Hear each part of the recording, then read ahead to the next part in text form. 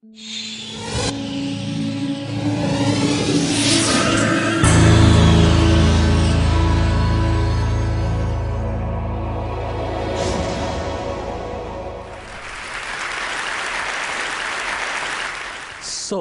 what does the happiest man in the world look like? I mean, certainly doesn't look like me, right? He looks like this. His name is Matthew Ricard.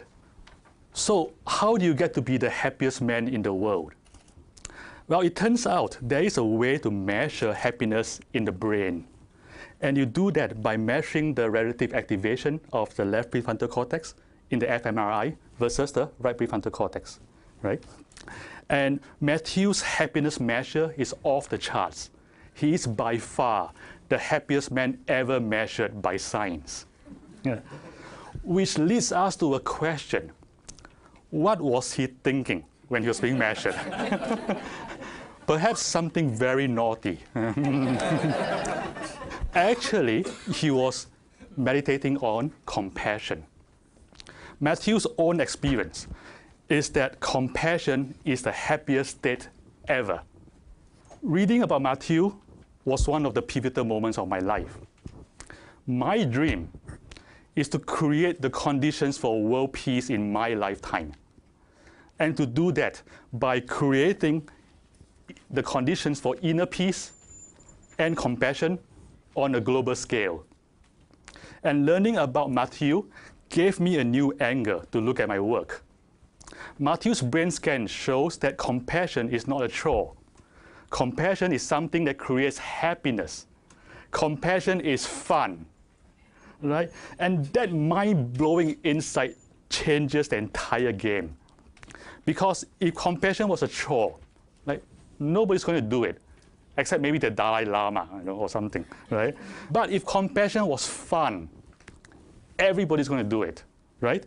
Therefore, to create the conditions for global compassion, all we have to do is to reframe compassion as something that is fun. But fun is not enough. What if compassion is also profitable? Right? What if compassion is also good for business? Then every boss, every manager in the world will want to have compassion, right? Like this. That would create the conditions for world peace. So I started paying attention to what compassion looks like in a business setting. Fortunately, I didn't have to look very far, because what I was looking for was right in front of my eyes, right in Google, my company. I know there are other compassionate companies in the world, but Google is sort of the place I'm familiar with because I've been there for 10 years. So I'll use Google as the case study. Google is a company born of idealism. It's a company that thrives on idealism. And maybe because of that, compassion is organic and widespread company-wide. In Google, expressions of corporate compassion almost always follow the same pattern. It's sort of a funny pattern. It starts with a small group of Googlers taking the initiative to do something. And they don't usually ask for permission. They just go ahead and do it. And then other Googlers join in. And it just gets bigger and bigger. And sometimes it gets big enough to become official. So, in other words, it almost always starts from bottom up. And let me give you some examples. The first example is the largest annual community event where Googlers from around the world donate their labor to their local communities was initiated and organized by 3 employees before it became official, because it just became too big. Another example, 3 Googlers, a chef, an engineer, and most funny, a massage therapist. 3 of them, they learned about a region in India where 200,000 people live without a single medical facility. So what do? They just go ahead and started a fundraiser. And they raised enough money to build this hospital, the first hospital of its kind for 200,000 people. During the Haiti earthquake, a number of engineers and product managers spontaneously came together and they stay up overnight to build a tool to allow earthquake victims to find their loved ones. And expressions of compassion is also found in our international offices. In China, for example, one mid-level employee initiated the largest social action competition in China, involving more than 1,000 schools in China, working on issues such as education, poverty, healthcare, and the environment.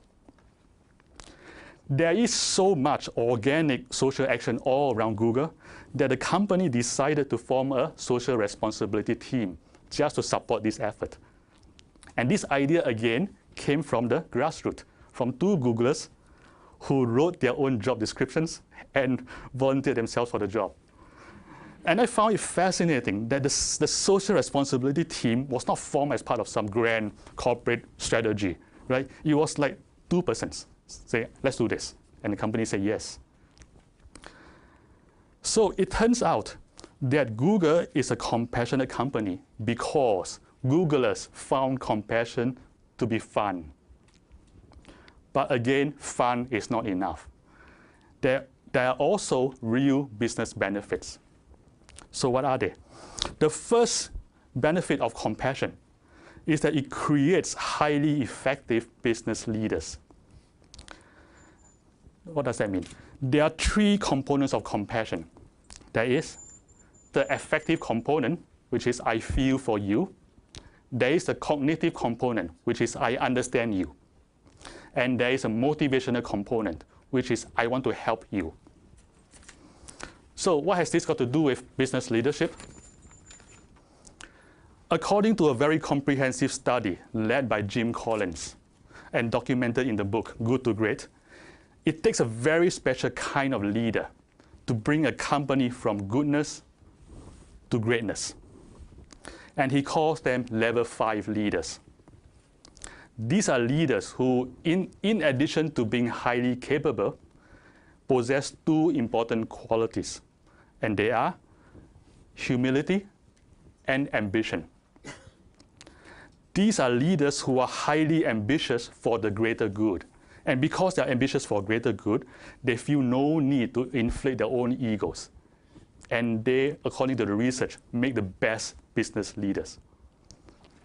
And if you look at these qualities in the context of compassion, we find that the cognitive and affective components of compassion, understanding people and empathizing with people, inhibits, tones down what I call the excessive self-obsession that's in us, therefore creating the conditions for humility.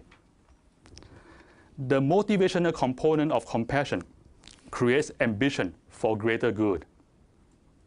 In other words, compassion is the way to grow level 5 leaders. And this is its first compelling business benefit. The second compelling benefit of compassion is that it creates an inspiring workforce. Employees mutually inspire each other towards greater good. It creates a vibrant, energetic community where people admire and respect each other. I mean, like you come to work in the morning, right? And you work with 3 guys who just up and decide want to build a hospital in India. Right? It's like, how can you not be inspired by those people, your own co-workers? So this mutual inspiration promotes collaboration, initiative, and creativity. It makes us a highly effective company. So having said all that, what is the secret formula for brewing compassion, in the corporate setting? In our experience, there are 3 ingredients. The first ingredient is to create a culture of passionate concern for the greater good. So always think, how is your company and your job serving the greater good? Or how can you further serve the greater good? This awareness of serving greater good is very self-inspiring, and it creates fertile grounds for compassion to grow in. That's one. The second ingredient is autonomy. So in Google, there's a lot of autonomy. And one of our most popular managers joked that, this is what he says, Google is a place where the inmates run the asylum. And he considers himself one of the inmates. if you already have a culture of compassion and idealism, and you let your people roam free, they will do the right thing in the most compassionate way. The third ingredient is to focus on inner development and personal growth. Leadership training in Google, for example, places a lot of emphasis on the inner qualities such as self-awareness, self-mastery, empathy, and compassion. Because we believe that leadership begins with character. We even created a 7-week curriculum on emotional intelligence, which we jokingly call Search Inside Yourself. Yeah, it is less naughty than it sounds. So I'm an engineer by training, right? But I'm one of the creators and instructors of this course, which I find kind of funny, right? Because this is a company that trusts an engineer to teach emotional intelligence. So what a company. So search inside yourself. How does it work? It works in 3 steps. The first step is attention training. Attention is the basis of all higher cognitive and emotional abilities. Therefore, any curriculum for training emotional intelligence has to begin with attention training. The idea here is to train attention to create a quality of mind that is calm and clear at the same time. And this creates the foundation for emotional intelligence. The second step follows the first step. The second step is developing self-knowledge and self-mastery. So using the supercharged attention from step 1, we create a high-resolution perception into the cognitive and emotive processes. What does that mean? It means being able to observe our thought stream and the process of emotion with high clarity, objectivity, and from a third-person perspective.